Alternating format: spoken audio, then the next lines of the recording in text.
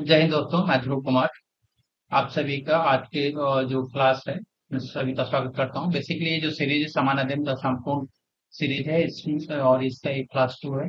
Basically इस series में क्या कर रहे हैं कि हम लोग सारे सब्जेक्ट्स, जैसा कि आप देख रहे हो, हिस्ट्री, पॉलिटी हो गया, पर्यावरण हो गया, साइंस हो गया, ज्योग्राफी हो गया, इकोनॉमिक्स हो गया एंड करंट अफेयर। तो सारे जीएस के जितने भी सेक्शंस हैं उन सबको कवर करेंगे।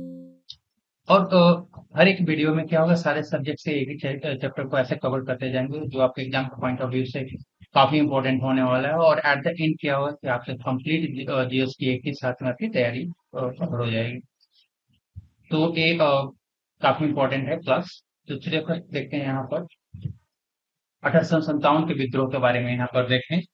तो फर्स्ट बात करते हैं 1857 के विद्रोह का। तो बेसिकली कहाँ से शुरुआत, कहाँ से? तो दिसंबर 1856 में जो हुआ था, ब्रिटिश सरकार ने पुरानी जो लोहे की ब्राउन बेस जो उनकी बंदूक थी, जिसको मस्कर भी कहा जाता था, उसको चेंज करके उन्होंने एनफील्ड राइफल्स लाया था। और इसका बेसिकली जो परीक्षण स्थल उन्होंने चूज किया था वो था दमदम, अंबाला और सियालकोट। तो यहाँ से उन्होंने परीक्षण स्थल को चूज किया था। तो यहाँ पे एक क्वेश्चन पूछा जाता है कि कहाँ पे किस जगह को उन्होंने एज ए परीक्षण स्थल उन्होंने चूज किया था। इसमें जो इनफील्ड राइफल्स हैं उनको यूज करने के लिए, तो दमदम, अंबाला और सियालकोट, ये याद रखिएगा। फिर इसमें बेसिकली रीजन क्या था कि 1857 में इसमें विद्रोह फैला। तो इसमें एक अफवाह, जनवरी 1857 में एक अफवाह फैला कि जो उसके कारतूस लगे हुए हैं वो गाय और सुअर की चर्बी से बने हुए हैं। इसमें होता क्या था कि जो एनफील्ड राइफल्स थे उनके जो कारतूस होता था उसको यूज करने से पहले मुंह से उसको, जो उसका ऊपरी भाग उसको मुंह से काटना पड़ता था। ठीक है। फिर इसी को लेकर के 29 मार्च 1857 को क्या हुआ कि बैरकपुर के जो सैनिक ने जो चर्बी वाले कारतूस को यूज करने से इनकार कर दिया। और इसी क्रम में मंगल पांडे ने बैरकपुर में अपनी टुकड़ी के जो सार्जेंट मेजर थे उनका हमला करके उनको मार डाला। फिर बेसिकली 1857 के विद्रोह का मुख्य कारण की बात करें तो जो ब्रिटिश थे उनकी शोषणकारी जो नीतियां थी, और उसका भी बहुत बड़ा रोल रहा है। फिर 1857 का विद्रोह जो बेसिकली मेरठ से शुरू हुआ था, और डेट पूछा जाता है आपसे कि डेट है 10 मई 1857 को, जिसमें तीसरी जो देसी पैदल सेना के जो जवान थे उन्होंने बोला कि नए कारतूस को छूने से इनकार कर दिया और खुलेआम अपने जो अधिकारी थे उनके विरुद्ध बगावत शुरू कर दिया। फिर दिल्ली पर अधिकार कब हुआ? तो 12 मई 1857 को जो विद्रोही थे दिल्ली पर आकर के अधिकार कर लिया। और विद्रोह का जो प्रतीक पूछा जाता है कि प्रतीक क्या था? कमल और रोटी। ये भी क्वेश्चन आंसर, डेट 12 मई, 10 मई, प्रतीक, ये सारी चीजें काफी इंपॉर्टेंट है। फिर किसने किसने अंग्रेजों की मदद किया था? तो ये भी पूछा जाता है। तो ग्वालियर के जो सिंधिया थे उन्होंने मदद किया था, इंदौर के होलकर ने, हैदराबाद के निजाम ने, जोधपुर के राजा ने, भोपाल के नवाब ने, सिंध और सिंध के सिख शासक ने, कश्मीर के महाराजा और अन्य जो राजा थे उन्होंने विद्रोह को दबाने में, मतलब अंग्रेजों की काफी मदद किया। और इसके लिए जो 1857 के विद्रोह के दमन के बाद भारतीय सेना को पुनर्गठन करने के लिए जो ब्रिटिश सरकार ने एक आयोग का गठन किया था, उस आयोग का नाम था पीला आयोग। ठीक है। ये भी पूछा आपसे जाता है। फिर बात करें यहाँ पर कि काफी इंपॉर्टेंट ये वाला पार्ट है कि किस जो स्थान है वहां के प्रमुख नेता कौन थे, और वहां पर किस ब्रिटिश अधिकारी को विद्रोह को दबाने के लिए भेजा गया था। तो बेसिकली ये वाला जो पूछता है कि स्थल और जो उसके प्रमुख नेता है, बार बार आपके एग्जाम में पूछा गया है और हमेशा यहाँ से क्वेश्चन आपके आते रहते हैं। जैसे दिल्ली से, दिल्ली का जो प्रमुख नेता थे बहादुर शाह द्वितीय और जनरल सुबह खां थे। लखनऊ की बात करें तो लखनऊ में जो बेगम हजरत महल और उनका जो बेटा था विरजिस कादिर और अहमदुल्ला। यदि अंग्रेजों की बात किया जाए तो यहाँ पे जो दिल्ली में था जॉन निकोलसन को लेफ्टिनेंट विलोबी और लेफ्टिनेंट हडसन को यहाँ पे भेजा गया था। फिर लखनऊ पर विद्रोह दबाने के हेनरी लॉरेंस, ब्रिगेडियर इंग्लिश और हेनरी हैवलॉक, जेम्स आउट्रॉन और सर कॉलिन कैंपबेल, ये शामिल थे। फिर कानपुर का जो विद्रोह था उसमें महत्वपूर्ण भूमिका निभाई थे नाना साहेब ने, राव साहेब ने, तात्या टोपे ने और जयमुल्ला खान ने। ये भी बार बार पूछा जाता है, नाना साहेब का और अजीमुल्ला खान। विद्रोह की किसने दबाने में महत्वपूर्ण निभाए थे? कैंपबेल और सरयू विलियर्स। बरेली का खान बहादुर खान बहुत ज्यादा इंपॉर्टेंट, इसको वहां पे अंग्रेज कौन था? कैंपबेल था। झांसी की रानी लक्ष्मीबाई, ठीक है। और यहाँ पर जो ये भी बार बार क्वेश्चन पूछा गया है फिरोज के बारे में, जनरल फिरोज, कि किसने कौन सा ब्रिटिश अधिकारी था उस समय? तो फिरोज था।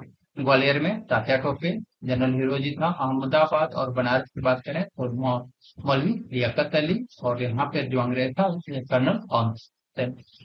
बिहार में काफी इंपॉर्टेंट कुंवर सिंह और अमर सिंह थे, और जो अंग्रेज था वहां पे विलियम टेलर। फिर जो 1857 का जो विद्रोह हुआ था उसमें बेसिकली जो हिस्टोरियन थे, इतिहासकार थे, उन्होंने अपना ओपिनियन दिया था। तो जॉन सीडी ने कहा था कि इस विद्रोह को कि इसे स्वार्थी सिपाही विद्रोह बताया था, जिसमें बोला था इसने कि न तो कोई स्वदेशी नेतृत्व था और न ही जनता का समर्थन था। फिर आरती मजूमदार ने कहा कि ये न तो पहला न ही राष्ट्रीय, ऐसे डायरेक्ट स्टेटमेंट होता है यहाँ पे, न ही राष्ट्रीय और न ही स्वतंत्रता का युद्ध था। एक क्वेश्चन पूछा जाता है कि न जो 1857 के विद्रोह के बारे में किसने बोला था? न तो पहला न है राष्ट्रीय और न ही स्वतंत्रता का युद्ध था, तो थे आरती मजूमदार। ये इन्होंने कहा कि ये क्षेत्रीय और वर्ग आधारित विद्रोह मानते थे। बेंजामिन डिज़रायली ने कहा था कि इसे राष्ट्रीय विद्रोह कहा था, जिसमें लिखा था, इन्होंने कहा कि जो गहरे अविश्वास में निहित था, ठीक है। और वे मानते थे कि विद्रोह लंबे समय से चली आ रही तनावपूर्ण परिस्थितियों का परिणाम। बीडी सावरकर ने कहा था कि भारत का प्रथम स्वतंत्रता संग्राम था। तो ये भी क्वेश्चन बार बार पूछा गया। तो 1857 के विद्रोह से रिलेटेड एक काफी इंपॉर्टेंट जो पॉइंट्स थे, जो मोस्टली आपके एग्जाम्स में पूछे जाते हैं, तो ये सारे पॉइंट्स हैं। फिर पॉलिटिक्स से रिलेटेड बात करें यहाँ पे, तो जो आपके एक्ट्स हैं, इसमें 1858 में भारत सरकार अधिनियम 1858, जिसको भारत के सुशासन के लिए अधिनियम 1857 के क्रांति के बाद ये लाया गया था। बेसिकली इसमें क्या हुआ कि जो ईस्ट इंडिया कंपनी उनका अनुमोदन किया गया, और ब्रिटिश राजशाही की को शक्ति वो हस्तांतरित कर दिया, उनका कंट्रोल ब्रिटिश राजशाही को चला गया। यहाँ पर जो भारत का प्रथम जो वायसराय बनाया गया, लॉर्ड कैनिंग को बनाया गया, जो पहले गवर्नर जनरल थे। फिर नया पद के लिए एक राज्य सचिव की स्थापना किया गया, जो बेसिकली होता था ब्रिटिश संसद के प्रति उत्तरदायी होता था, और ब्रिटिश कैबिनेट सदस्य होता था। राज्य सचिव की सहायता के लिए 15 सदस्यीय एक सलाहकार परिषद का गठन किया गया, ठीक है, जिसका अध्यक्षता कौन करता था? स्वयं सचिव करता था। फिर भारतीय परिषद अधिनियम 1871 के बारे में बात करें तो इसमें कहा गया है कि जो वायसराय जो है भारतीयों को अपनी परिषद के सरकारी सदस्य के रूप में नामित कर सकता है। 1862 में लॉर्ड कैनिंग ने तीन लोगों को नामित भी किया था। वो तीन कौन कौन थे? तो बनारस के राजा थे, पटियाला के महाराजा थे, और सर सिलकर बताओ, ये तीन लोगों को उन्होंने वायसराय की परिषद की सहमति के बिना क्या एक देश भी मतलब जो है कि वायसराय जो है एक अध्यादेश 6 महीने के लिए वो जारी करने का उसको अधिकार दिया है। इसमें उसको परिषद की सहमति की तो लेना अनिवार्य नहीं था, लेकिन आफ्टर 6 मंथ वो जरूरी था। भारतीय परिषद अधिनियम 1892 के बारे में बात करें तो एक विधान परिषद, इसमें बेसिकली अधिकार दिया गया कि जो विधान परिषद को बजट पर चर्चा करने और कार्यपालिका से प्रश्न पूछने का शक्ति प्रदान किया गया, और जो मनोनीत सदस्य के लिए सीमित अप्रत्यक्ष चुनाव प्रक्रिया शुरू की गई। फिर आते हैं काफी इंपॉर्टेंट 1909 का जो परिषद अधिनियम है, जिसको मार्लेमेंटो सुधार भी कहा जाता था। ये बेसिकली जो फेमस हुआ था सांप्रदायिक निर्वाचन प्रणाली के रूप में हुआ था, और लॉर्ड मिंटो जैसे जो थे उनको क्या सांप्रदायिक निर्वाचन प्रणाली का जनक कहा जाता था। क्यों हुआ था? बेसिकली जो उसमें निर्वाचक जो मंडल था, उसमें पृथक निर्वाचन मंडल की बात किया गया था, और उसमें जो मुसलमान थे केवल मुस्लिम उम्मीदवारों को ही वोट दे सकते थे, जिससे सांप्रदायिकता को बढ़ावा मिलता है। फिर बात करें यहाँ पे कि जो वायसराय की कार्यकारी परिषद में प्रथम भारतीय सदस्य चुना गया था विदेश सदस्य के रूप में, वो थे सत्येंद्र प्रसाद सिन्हा को चुना गया। ठीक है। फिर भारत सरकार से ये भी पूछा जाता है कि भारत परिषद अधिनियम 1909 का किस नाम से और जाना जाता है? मार्लियामेंटो सुधार के नाम से जाना जाता है। फिर भारत अधिनियम जो आपका 1919 की बात करें यहाँ पर, ठीक है, 1919 में जो आपका है उसको कहा जाता है मोंटेग्यू चेम्सफोर्ड सुधार भी कहा जाता है। क्या? मोंटेग्यू चेम्सफोर्ड सुधार भी कहा जाता है। ठीक है। इसमें जो बात हुआ था कि द्वैत शासन की बात हुआ था। ठीक है, द्वैत शासन। और द्वैत शासन कहा था प्रांतीय स्तर पर, प्रांतीय विषयों में जो विषय थे उसमें द्वैत शासन की व्यवस्था लागू करने की बात की गई थी। तो ये भी क्वेश्चन पूछा जाता है कि जो प्रांतीय विषय थे वहाँ पे प्रांतों में बेसिकली द्वैत द्वैत शासन किस एक्ट के तहत हुआ जाता है? एक्ट 1919 के तहत मोटेगरी चेम्स को सुधार के तहत। ठीक है। इसमें जो आरक्षित विषय थे और हस्तांतरित विषय में जो कैटेगराइज किया गया, आरक्षित विषय बेसिकली जो थे उसमें गवर्नर जनरल और उनकी कार्यकारी परिषद द्वारा जो शासित विधान परिषद के प्रति जवाबदेही नहीं था, लेकिन हस्तांतरित में वो विधान परिषद की निगरानी में प्रतिबंधित। सिविल सेवा भर्ती के बारे में बात किया जाए तो इसमें कहा गया कि लोक सेवा की स्थापना किया जाएगा और इसकी शुरुआत 1926 में केंद्रीय लोक सेवा आयोग का गठन किया गया। फिर एक भारत के लिए एक तो उच्चायुक्त की के लिए स्थापना किया गया और एक वहां पर स्थापना हुआ, लंदन में स्थापना हुआ और उसमें बेसिकली जो भारत के सचिव होंगे कुछ कार्यों को उनको स्थानांतरित कर दिया। फिर भारत सरकार अधिनियम आपका आया था 1935 में। इसमें क्या गया जो प्रांतों से फिर जो बात हो रहा था उन्हें अधिनियम 1919 में श्री प्रांतों विश्व में अधिनियम का द्वैत शासन जो लगाया गया था इसको हटा करके अब केंद्र में द्वैत शासन को शुरू किया गया। ठीक है।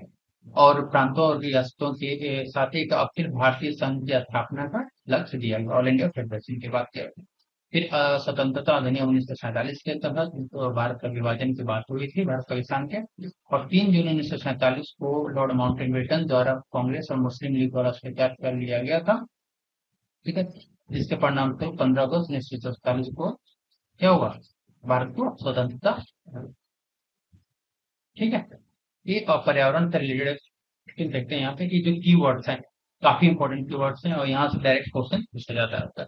जैसे कि पर्यावरण के बारे में बात करें। ठीक है। पर्यावरण के बारे में बात करें तो पर्यावरण क्या है? एक प्राकृतिक घटक है जिसमें जो आपका जैविक बायोटिक और ए बायोटिक तत्वों की पारस्परिक क्रियाएं शामिल होती हैं और किसी जीव के हैबिटेट और इकोसिस्टम को क्या करते हैं? आकार प्रदान करते हैं। ठीक है। मतलब वास स्थान और पारिस्थितिकी तंत्र को आकार प्रदान करते हैं। फिर इकोलॉजी पूछा जाता है। इकोलॉजी बेसिकली जो टर्म्स हैं वो उसके जनक हैं जर्मन के प्राणीविद थे, प्राणी वैज्ञानिक थे, उनका नाम था अर्नेस्ट हैकर, जिन्होंने 1866 में इसका वर्ड दिया था इकोलॉजी। ये बेसिकली क्या है कि जीव विज्ञान का एक शाखा है जिसमें जीवों के आपसी संबंधों और उनके भौतिक परिवेशों के अध्ययन से संबंधित है। आपसी जो संबंध जैसे ऊर्जा प्रवाह और खनिज क्षरण और उसके भौतिक परिवेश जैसे पर्यावरण से अध्ययन से संबंधित। जीव का क्या होते हैं? तो जीव क्या होते हैं? ऐसे जीव जो स्वतंत्र रूप से कार्य कर सकते हैं। प्रजाति क्या होती है? स्पीशीज क्या होती है? तो सामान्य विशेषता वाले जीवों का एक जो समूह होता है जो आपस में क्या कर रहे हैं? प्रजनन कर सकते हैं और उनसे वो अपनी संतान उत्पन्न कर सकते हैं। तो प्रजाति होती है जैसे होमोसेपियंस और ह्यूमंस का साइंटिफिक नेम। फिर बात करें इकोसिस्टम के बारे में। ठीक है। इकोसिस्टम के बारे में बात करें तो इकोसिस्टम क्या होता है कि एक संरचनात्मक और क्रियात्मक इकाई होती है जिसमें जीव जो होते हैं एक दूसरे तथा अपने पर्यावरण के साथ परस्पर क्रिया करते हैं। ठीक है। इकोक्लाइन क्या होता है? इकोक्लाइन एक ऐसा क्षेत्र होता है जहाँ एक परिस्थितिकी तंत्र से दूसरे परिस्थितिकी तंत्र की ओर धीरे धीरे किंतु सतत परिवर्तन होता है। इकोक्लाइन ये काफी इंपॉर्टेंट कीवर्ड्स हैं।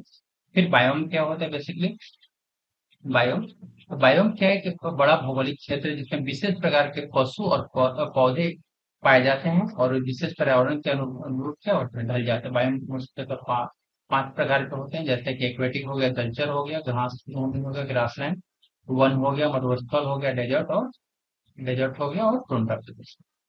पर परिस्थिति के नीच की बात करें और इकोलॉजी के बारे में बात करें तो किसी प्रजाति की अपने आवास और पारिस्थितिक तंत्र में अद्वितीय जो कार्यात्मक भूमिका होती है वो उसको पारिस्थितिक के लिए कहा जाता है। किसी भी आवास में दो प्रजाति एक जैसे नहीं रख सकते क्योंकि जो प्रतिस्पर्धा के कारण एक प्रजाति को दूसरे प्रजाति की तरह विस्थापित कर दिया जाता है। इकोटोन बेसिकली क्या होता है? बार बार ये भी वर्ड पूछा जाता है। दो बायोम के बीच का एक संक्रमण क्षेत्र होता है, ट्रांजिशन जोन होता है जहां दो समुदाय मिलते हैं और एकीकृत होते हैं। जैसे कि बात करें मैंग्रोव वन के बारे में। ठीक है। मैंग्रोव वन के बारे में बात करें तो मैंग्रोव बेसिकली क्या होता है कि घास भूमि और ठीक है, समुद्री और स्थलीय प्राथमिक तंत्र के बीच में पाया जाता है। एज इफेक्ट और किनारा प्रभाव की बात करें तो इकोटोन में पारिस्थितिकी विशेषताओं की अधिक विविधता होती है और प्रजातियों की संख्या अधिक हो जाती है और घनत्व काफी पाया जाता है, उसे एज इफेक्ट कहा जाता है और किनारा प्रभाव कहा जाता है। किनारा प्रजाति क्या होते हैं या एज स्पेसिफिक क्या हो जाते हैं, तो जो प्रजातियां मुख्यतः सबसे अधिक संख्या में इस इकोटोन जोन में पाई जाती है उसे एक एज स्पेसिफिक कहा जाता है। ठीक है, जैसे बात करें यहाँ पर कि स्थलीय पारिस्थितिकी तंत्र में प्रभाव क्षेत्र में पक्षियों पर लागू होता है। वन और मरुस्थल के बीच जो इकोटोन होता है उसमें पक्षियों की संख्या सबसे ज्यादा पाई जाती है। ठीक है, साइंस के बारे में देखें यहाँ पर। साइंस एक जो काफी जो आप वर्ड्स देख रहे हो जैसे आर्टिफिशियल स्वीटनर हो गया, फूड प्रिजर्वेटिव हो, टाइटेनियम ऑक्साइड, ये मल्टीपल टाइम्स आपके एग्जाम में पूछे गए हैं और पूछे जाएंगे। जैसे आर्टिफिशियल स्वीटनर्स की बात करें तो इसमें मिठास है, तो इसमें क्या क्या आता है, सैक्रिन और स्पार्टेम। स्पार्टेम बार बार पूछा गया। इसके अलावा और क्या है, स्प्लेंडा और स्टीविया। ठीक है, ये भी कम कैलोरी वाले लोकप्रिय मिठास के रूप में है, लेकिन बेसिकली स्टीविया क्या होता है, एक पौधे से प्राप्त होता है जिससे अपनी प्राकृतिक उत्पत्ति के कारण अधिक उत्साहित किया जाता है। तो यदि कोई कृत्रिम मिठास से पूछा जाए तो ये चारों दिया है, तो इसमें काफी इंपॉर्टेंट है, चारों के नाम आपको याद होने चाहिए। फूड प्रिजर्वेटिव के बारे में बात करें यहाँ पर खाद्य संरक्षक में, तो सोडियम बेंजोएट मल्टीपल टाइम्स पूछा गया, देख लीजिए पेपर उठा करके। सोडियम बेंजोएट और पोटासियम सॉर्बेट, ठीक है, आमतौर पर फूड प्रिजर्वेटिव के रूप में यूज होते हैं। इसके अलावा BHA जैसे ब्यूटिलेटेड हाइड्रोक्सी यानी इसको, और BHT ब्यूटिलेटेड हाइड्रोक्सी और टोल्यून, ये इसका भी प्रिजर्वेटिव के रूप में यूज किया जाता है। और ये क्या है, बेसिकली संभावित कैंसरकारी के रूप में उनके मतलब यूज के लिए इसको तब इतनी चिंताएं होती हैं, इसका कम से कम यूज किया जा सके। तो यदि फूड प्रिजर्वेटिव में पूछता है तो आपको ये नाम याद रखने होंगे, सोडियम बेंजोएट और पोटेशियम सॉर्बेट का, साथ में BHA और BHT का।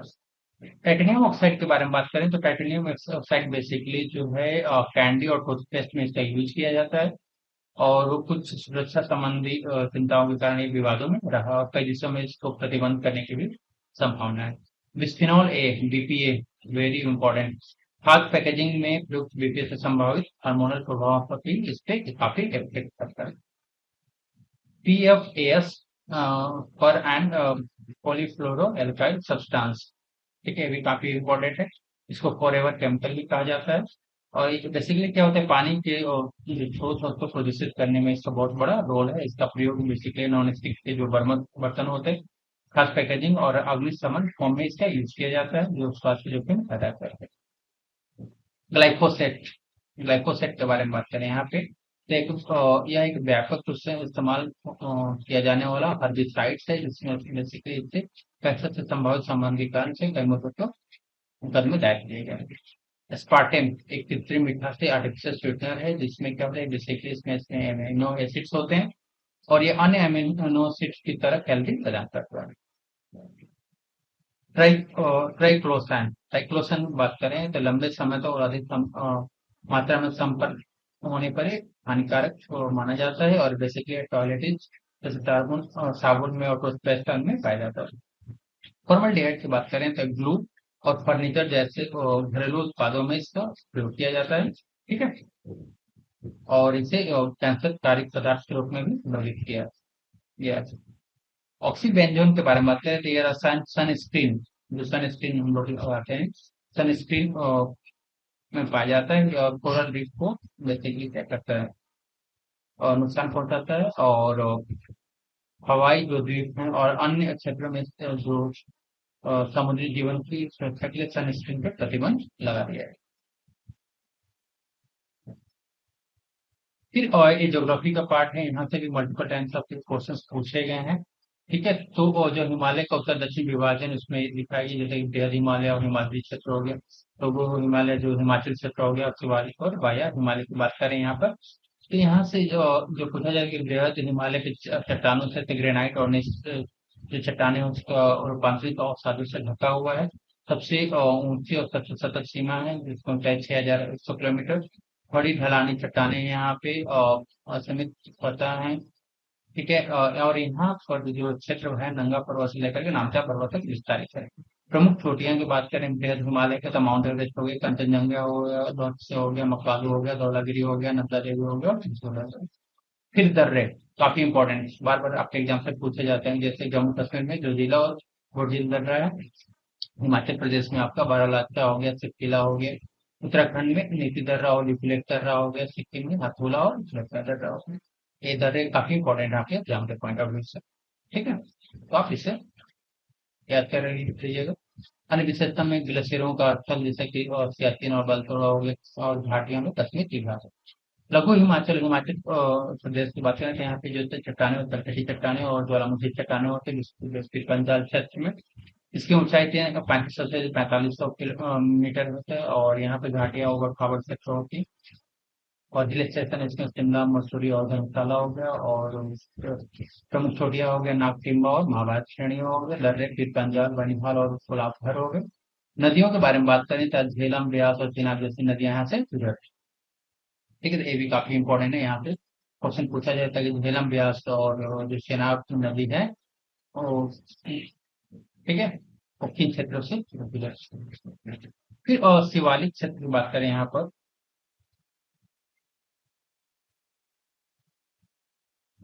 ठीक है, शिवालिक क्षेत्र की बात करें यहाँ पर तो बेसिकली यहाँ पे प्लेस्टोसीन बेस होते हैं, बजरी और नदियों का जमा क्या समूह है।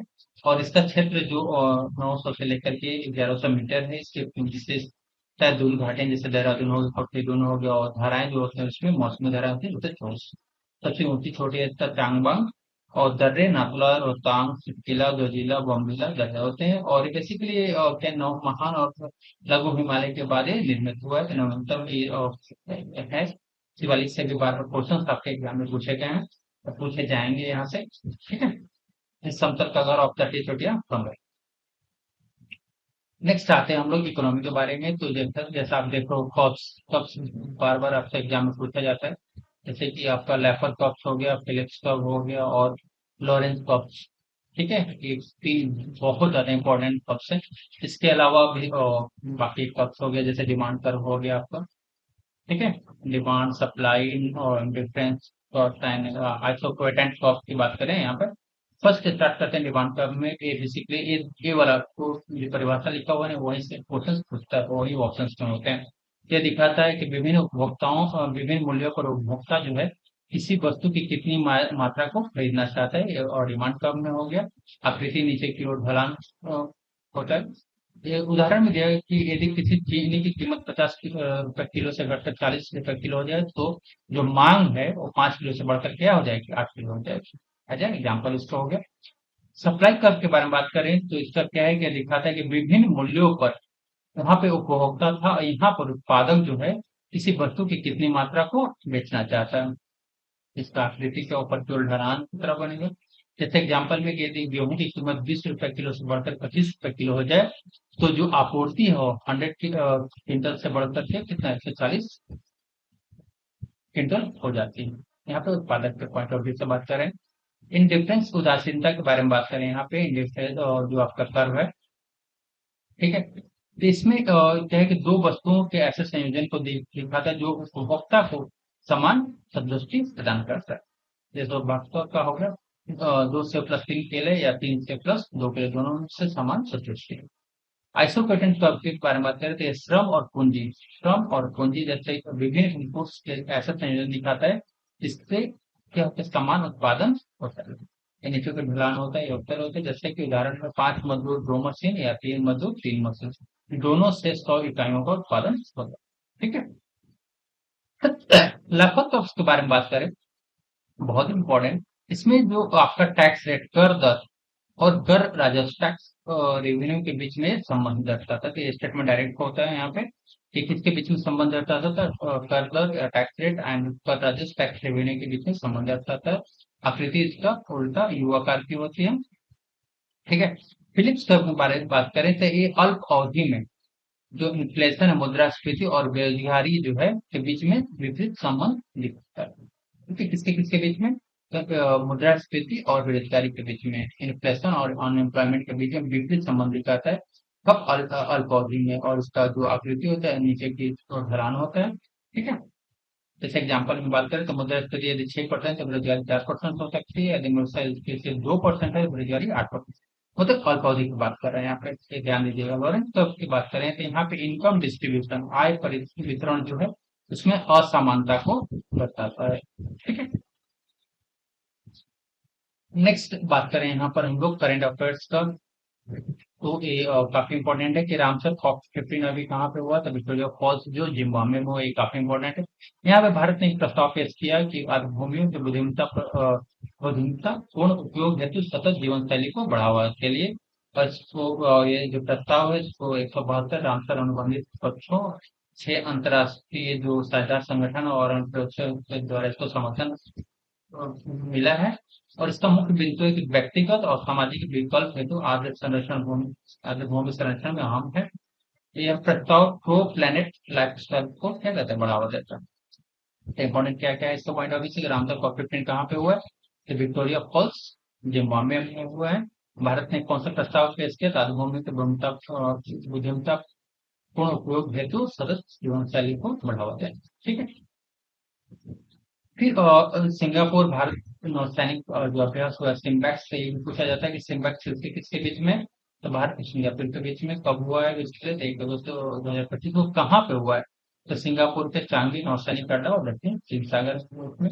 और यहाँ से ये वेरी इंपॉर्टेंट ये वाला पार्ट, तो भारत की भागीदारी कौन रहा था, आईएनएस सतपुड़ा इसमें भाग लिया था, वेरी इंपॉर्टेंट। आईएनएस सतपुड़ा इसमें भाग लिया था, और ये कौन सा तब नंबर पूछा है तो 32वां द्विपक्षीय समुद्र अभ्यास। ठीक है, तो यहाँ से दो तीन तरह क्वेश्चन सिम्बैक्स किसकी किसकी हुई, तो भारत सिंगापुर और चीन के बीच में। और स्थान पूछा जाए तो स्थान आपका सिंगापुर का चांगी नौसैनिक अड्डा और दक्षिण चीन सागर।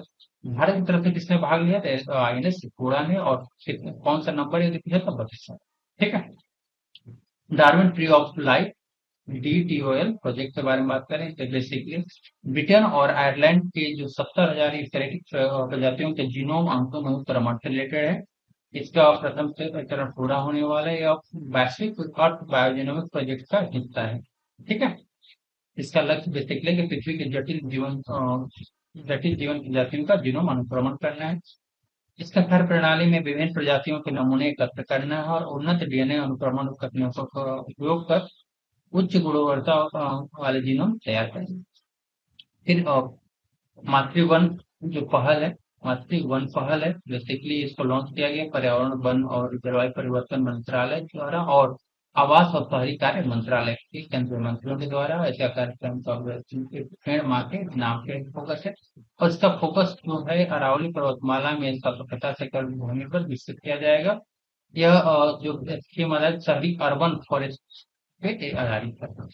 फिर गोबर आधारित पहल यूपी सरकार ने शुरू किया 2 अगस्त 2025 को। इसमें क्या होगा, आवारा पशुओं से जो गोबर उत्पादन हो रहा है, पर्यावरण अनुकूल उत्पाद बनाना है, और इससे फायदा क्या है, प्लास्टिक प्रदूषण को कम करना है, और जैविक खेती और ग्रामीण रोजगार को बढ़ावा देना है। आंकड़े पर है कि यूपी में रोजाना लगभग 54 लाख किलो गोबर बनता है। रेड पांडा संरक्षण की बात करें तो हिमालय यूनिवर्सल पार्क गंगटोक सिक्किम में, और रेड पांडा साउथ का जन्म हुआ है, वो भी 7 साल के बाद। ठीक है, विशेषता क्या है कि इसे लेजर पांडा भी कहा जाता है, और ये जो रेड पांडा है कहाँ कहाँ पाया जाता है, भारत नेपाल भूटान तीनों मेहमान के पर्वतीय वन में। और आयुसीन की इनकी जो पूछी जाती है, तो जो रेड पांडा है बेसिकली इंडेंजर्ड लिस्ट में आते हैं आयुसीन, ये काफी इंपॉर्टेंट है। तो यहाँ पर 2 चीजें इंपॉर्टेंट है, हिमालयन यूनिवर्सल जो पार्क है कहाँ पे, गंगटोक सिक्किम में, जहाँ पे रेड पांडा का संरक्षण किया गया, जन्म किया गया हुआ है। और ये लिस्ट पूछा जाता है कि जो रेड पांडा किस लिस्ट में आता है, इंडेंजर्ड लिस्ट में आता है, वेरी इंपॉर्टेंट। ठीक है, तो एक क्लास 2 को उसका, यदि वीडियो पसंद आए तो आप चैनल को सब्सक्राइब कर सकते हैं, वीडियो को लाइक कर सकते हैं, मेरे दोस्तों के साथ शेयर करते हैं। Thank you.